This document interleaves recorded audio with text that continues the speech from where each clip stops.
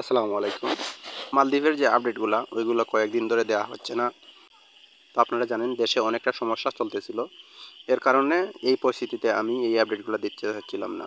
তো বর্তমানে যে আপডেটগুলো রয়েছে ওইগুলোর মধ্যে রয়েছে কারা কারা যেতে পারবেন। বর্তমানে মালদ্বীপেতে কিন্তু কম করে হলেও ভিসা খুলছে। তো কোন কোম্পানিতে আপনি যেতে পারবেন, কোন কোম্পানিতে আপনি যেতে পারবেন না, কারা যেতে পারবেন, কারা যেতে পারবেন না, পুরাতন লোক যারা অলরেডি পাসপোর্ট জমা দিয়ে দিয়েছেন, টাকা দিয়ে দিয়েছেন, তাদের কি হবে, তারা যেতে পারবেন কি না, এবং ফ্রি ভিসায় যারা গিয়েছেন তাদের কি অবস্থা, আপনি ফ্রি ভিসার জন্য আবেদন করবেন কি না, এই যে আপডেটগুলো আছে এগুলো দেওয়ার চেষ্টা করবো এই ভিডিওর মাধ্যমে।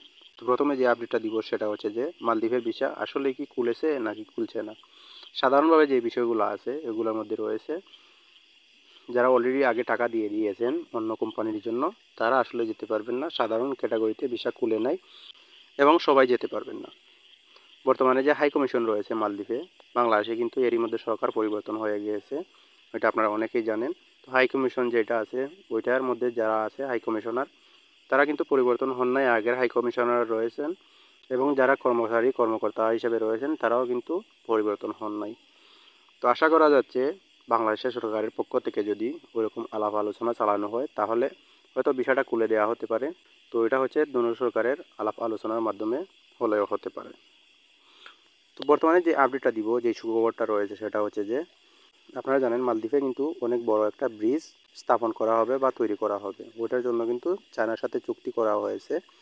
এই ব্রিজটা হচ্ছে মালে থেকে কিন্তু বিলিগিলি পর্যন্ত যাবে, অনেক বড় একটা ব্রিজ।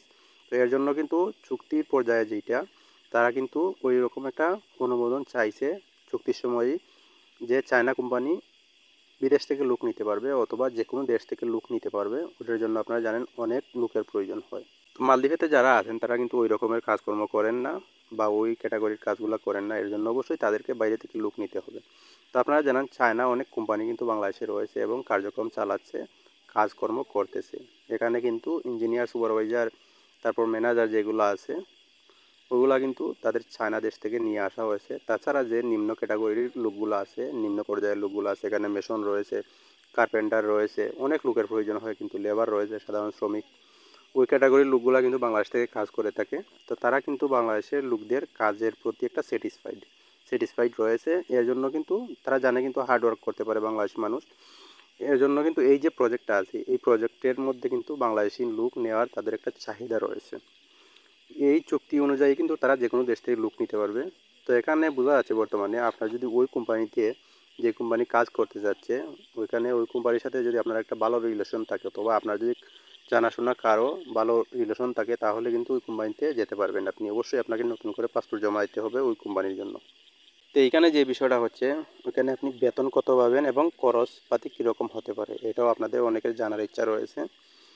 তো এখানে কিন্তু বেতন যেটা আছে এটা হচ্ছে ইউএসডি ডলারে যদি আপনি কনভার্ট করেন তাহলে কিন্তু 300 থেকে $350 এই সমপরিমাণ টাকা পেতে পারেন। এই টাকাটা আসতে পারে 40,000 সমপরিমাণ টাকা। তাছাড়া যে খরচটা রয়েছে ভিসা ফি সহ অন্যান্য খরচ, রিনিউয়ালের যে খরচটা আছে কোম্পানি থেকে বহন করা হবে, এবং যেই খরচটা আছে থাকার যে খরচটা আছে এটা কিন্তু কোম্পানি থেকে বহন করা হবে। খানার যে ফিটা আছে অথবা যে খরচটা আছে ওটা কোম্পানি থেকে বহন করা হবে কিনা এটা এখনো পর্যন্ত নির্দিষ্ট করে জানা যাচ্ছে না। এটা নিশ্চিত করে জানা যাচ্ছে আপনি ওই কোম্পানিতে যেতে পারবেন, এটা নিশ্চিত হওয়া গেছে এর মধ্যে। আর অন্যান্য খরচ সম্পর্কে কিন্তু কোনো রকম ধারণা পাওয়া যায় নাই। তো নতুন যে ভিসার খবরটা আছে, যারা অলরেডি পাসপোর্ট জমা দিয়েছেন, টাকা জমা দিয়েছেন, ওই রিলেটেড কাগজপত্র যা আছে সবগুলো জমা দিয়েছেন, তো ওইটা সম্পর্কে কিন্তু এখনো পর্যন্ত কোনো কিছু জানা যাচ্ছে না। ওটা খুলবে কি না, আদৌ খুলবে কি না, ওটা কিন্তু এখনো পর্যন্ত জানা যাচ্ছে না। আপনি টাকা ইচ্ছে করলে উঠিয়ে নিতে পারেন অথবা রাখতেও পারেন, এটা হচ্ছে সম্পূর্ণ আপনার ইচ্ছা। যারা ফ্রি ভিসায় অলরেডি গিয়েছেন, মালদ্বীপেতে আছেন, তাদেরকে কিন্তু ধরতেছে এবং দেশে পাঠিয়ে দিচ্ছে, কাউকে কাউকে জরিমানা করতেছে, জেল দিতেছে। আইল্যান্ডের মধ্যে যারা কাজ করতেছিলেন তাদেরকে কিন্তু ধরার সম্ভাবনা অনেকটা কম ছিল, তারপরেও কিন্তু বর্তমানে কিন্তু এটা অনুমোদন দেওয়া হয়ে গেছে যে আইল্যান্ড থেকেও লোক কিন্তু ধরে নিয়ে আসা হবে অথবা দেশে পাঠিয়ে দেওয়া হবে, জেল জরিমানাও হতে পারে। এই বিষয়টা আপনারা জেনে রাখুন। আপনি যদি এরই মধ্যে ফ্রি ভিসার জন্য আপনি যাওয়ার জন্য প্রস্তুত হয়ে আছেন অথবা ভিসার জন্য টাকা জমা দিয়েছেন, আপনি বুঝে শুনে অবশ্যই যাবেন। নতুন